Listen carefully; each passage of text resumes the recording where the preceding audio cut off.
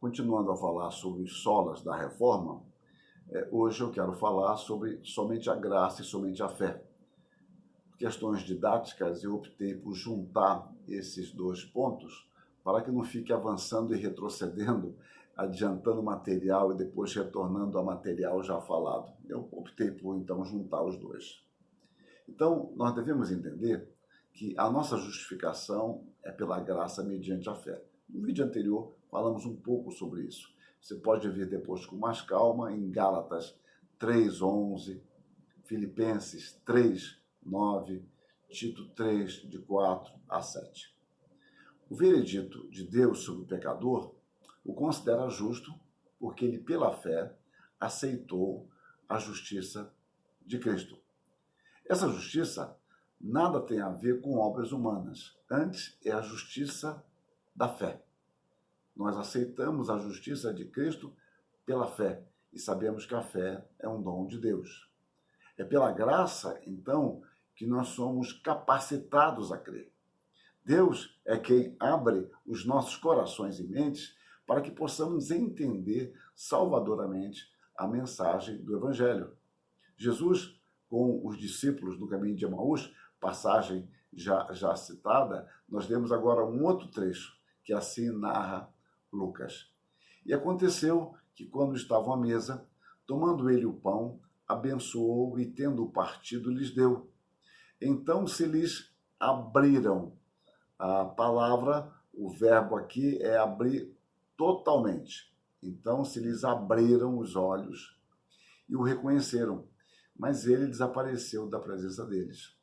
E disseram um ao outro: porventura não nos ardia o coração quando ele, pelo caminho, nos falava, quando nos expunha as Escrituras? Uma outra curiosidade: expor é a mesma palavra para abrir. É o mesmo verbo usado para abrir e para expor. Vamos continuar.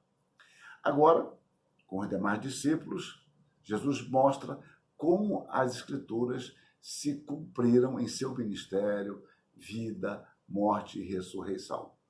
Lucas, então, resume.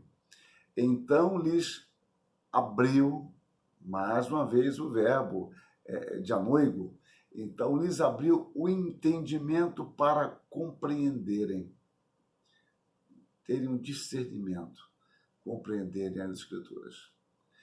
De passagem, então, ajuntando o fato da palavra ser a mesma para abrir e para expor, então, de passagem, podemos dizer que o caminho para atingir a mente e o coração das pessoas é a exposição da palavra. Eu não tenho poder para penetrar no coração das pessoas, mas Deus assim o faz.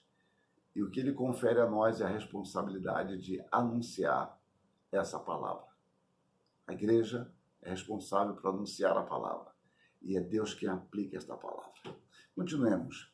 Então, o Espírito que opera por meio dessa palavra, ele não força as evidências, nem nos obriga a diminuir a nossa capacidade de pensar. Antes, ele nos faz enxergar as evidências que estavam claras diante de nós, tantas e tantas vezes, mas nós não conseguíamos enxergar. Voltemos a Lucas. Agora um outro episódio. É a questão da conversão de Lídia, Atos 16:14. Eu só destaco o verso 14. Certa mulher, chamada Lídia, da cidade de Tiatira, vendedora de púrpura, temente a Deus, nos escutava.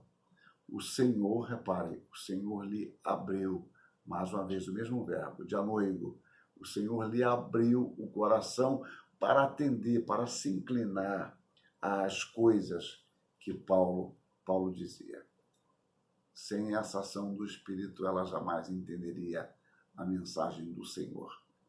A razão nossa, estigmatizada pelo pecado, essa razão que se mostra tão eficaz nas coisas naturais, perde-se diante do mistério de Deus revelado em Cristo e também diante da revelação geral na natureza.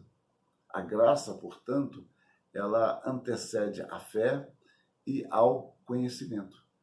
Sem a iniciativa poderosa e graciosa de Deus, todos nós estaríamos perdidos. E a fé, meus irmãos, consiste na convicção de que a salvação está além de nossa capacidade, além de nossos recursos. No caso da fé salvadora, significa que depositamos nossa fé em Deus por intermédio de Cristo. Sem a graça de Deus, jamais creríamos na mensagem do Evangelho. Jamais poderíamos entendê-la de forma, e eu enfatizo, de forma salvadora. Portanto, de modo algum seríamos salvos. Sem a convicção do pecado e de sua gravidade, jamais teremos uma visão adequada da graça de Deus. Porque para que nós comecemos a entender a graça, é preciso que entendamos o quão pecador somos, o quão grave é o nosso pecado, o quão distante estamos do padrão de Deus. E entendermos a partir daí como um Deus incompreensível em sua extensão e profundidade vem ao nosso encontro e por graça nos recebe e nos declara justos em Cristo. E nós participamos dessa justiça pela graça, mediante a fé. Somente a graça, somente a fé. São lemas inclusos fundamentalmente na reforma. Que Deus nos abençoe e que a nossa pregação e a nossa vida sejam regidas por estas convicções.